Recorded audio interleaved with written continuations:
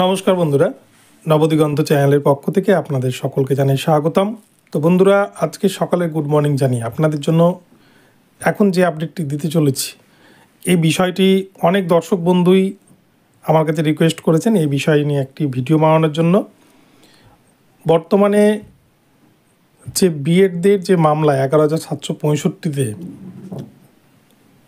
বিএডদের অন্তর্ভুক্তি নিয়ে যে মামলা হতে চলেছে, সেই মামলা আদৌ কতটা যুক্তিযোগ্য বা কতটা যৌক্তিকতা রয়েছে সেই মামলা করার পেছনে, বা বঞ্চিতদের বা বিএডদের আদৌ এই মামলা করার ফলে তারা হকের চাকরি পাবে কিনা, এই বিষয় নিয়ে অনেকে ভিডিও করতে বলেছেন, অনেকে ফোন করেছিলেন।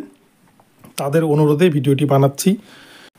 তো আপনারা সম্পূর্ণ ভিডিওটি দেখলেই কিন্তু বুঝতে পারবেন যে আদৌ 11,765 প্যানেলে বিএডদের ভবিষ্যৎ ঠিক কোন জায়গায় দাঁড়িয়ে আছে। এবং এর সাথে সাথে সুপ্রিম কোর্টে যে 5 বিচারপতির যে সাংবিধানিক বেঞ্চের যে রায়, যে কোনো রিক্রুটমেন্ট প্রক্রিয়া চালু হয়ে গেলে সেক্ষেত্রে মাঝপথে কোনো পরিবর্তন করা যাবে না। তো এই ক্ষেত্রে বিএডদের উপর কতটা প্রভাব পড়তে চলেছে চলুন আমরা বিস্তারিত জেনে নিই। তবে তার আগে বলি, যারা প্রথমবার চ্যানেলটি দেখছেন আপনারা অবশ্যই চ্যানেলটিকে সাবস্ক্রাইব করে নেবেন। তো বন্ধুরা, প্রথমেই বলি 11,765 প্যানেল বা 11,765 যে রিক্রুটমেন্ট প্রসেস, যেটা 2022 রিক্রুটমেন্ট প্রক্রিয়া, যেখানে বিএড, এনআইএস, রেগুলার ডিএলএড প্রত্যেকেই কিন্তু ইন্টারভিউ দিয়েছিল, কিন্তু সুপ্রিম কোর্টের নির্দেশে সেইখান থেকে বিএড এবং এনআইএসটা ছিটকে যায়।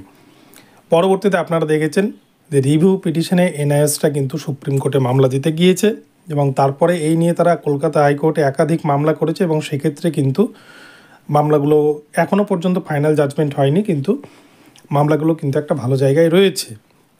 তো সেক্ষেত্রে বিচারপতি কী নির্দেশ দেবে, আদৌ এনআইএসটা সেখানে চাকরি পাবে কি না, এটা নিয়ে কিন্তু একটা জটিলতা আছে। যেহেতু প্রায় 1 বছর হতে চলল, সেই 2022 রিক্রুটমেন্ট প্রক্রিয়া প্রায় শেষের দিকে, সম্পূর্ণ শেষ হয়ে গেছেই বলা যায়। শুধুমাত্র 2022 মামলাটা সুপ্রিম কোর্টে আটকে থাকার কারণে সেখানে 2000 মতো সিট তারা রেখেছে বোর্ড।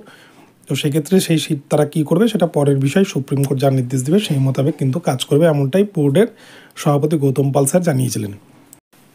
কিন্তু এর পাশাপাশি আরও একটি বিষয়, যে বিএডদের বিষয়, যে আপনারা দেখেছেন সুপ্রিম কোর্টের 5 জন সিনিয়র বিচারপতি যে সাংবিধানিক বেঞ্চ গত কয়েকদিন আগেই কিন্তু একটা রায় দিয়েছে, যে রাজস্থানের ক্ষেত্রে যে রায় হচ্ছে যে কোনো রিক্রুটমেন্ট প্রক্রিয়ার নোটিফিকেশন জারি হওয়ার পর, কোনো রিক্রুটমেন্ট প্রক্রিয়া চালু হয়ে যাওয়ার পর মাঝপথে এসে কিন্তু কোথাও সেই রিক্রুটমেন্ট প্রক্রিয়াকে পরিবর্তন করা যাবে না, যেটা বিএড এবং এনআইএসদের ক্ষেত্রে কিন্তু 11,765-তে হয়েছে।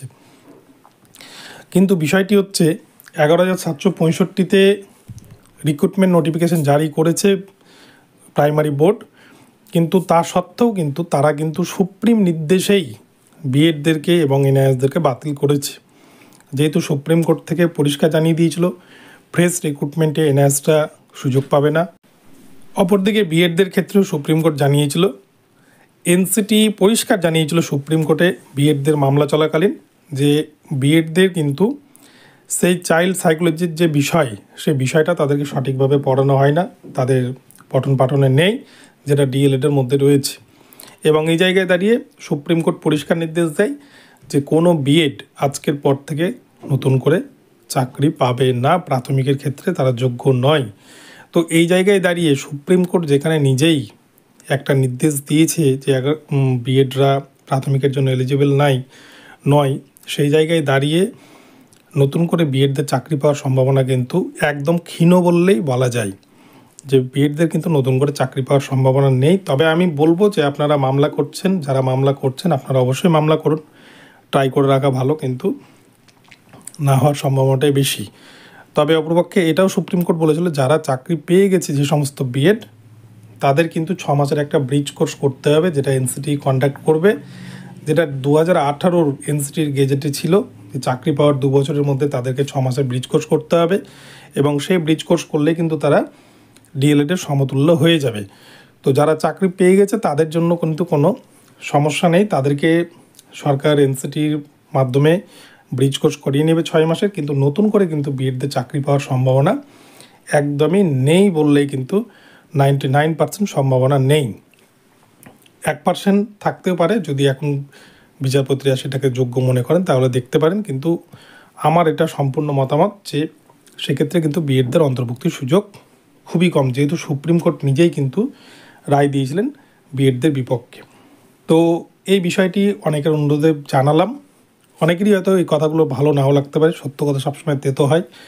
তো যাদের ভালো লাগবে অবশ্যই চ্যানেলটিকে সাবস্ক্রাইব করবেন এবং এই ধরনের আপডেট সবার আগে সর্বপ্রথমে পাওয়ার জন্য ভিডিওটিকে ফলো করতে থাকুন, আমার চ্যানেলকে ফলো করতে থাকুন। দেখা হবে পরবর্তী ভিডিওতে। ধন্যবাদ।